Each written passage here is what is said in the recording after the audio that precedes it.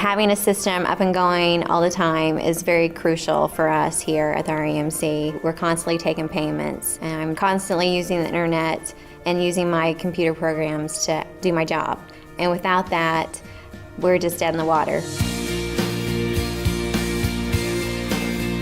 Bartholomew County REMC is an electric utility located about an hour south of Indianapolis. We have 9,600 members and about 11,000 meters. We originally got started with virtualization back in the fall of 2008. We were on a fairly tight budget at the time, so I got a cheap starter sand, if you will, to get us up and running, but we started seeing slowdowns just in day-to-day operation or even doing backup jobs. Those would often fail just because of the load on the system. Sometimes when the backups failed, all of our virtual systems would be offline, so we'd come in the morning, nobody could log into their computers, so nobody really can get any work done. Kyle came to me after he just really reached a breaking point and came to me for a suggestion for a storage solution. We need to revamp everything. EMC was the perfect fit for him before he even realized. A lot of times customers are not aware of these larger vendors and larger providers having a small business solution, something that is actually affordable for someone that doesn't have a multi-million-dollar budget. The system we eventually ended up purchasing were two EMC VNX E3100s. One of them that we run most of our VM servers off of is loaded with 6 15K SAS drives, and our other unit, which currently sits at our DR facility, is running 6 1 terabyte SATA drives in it.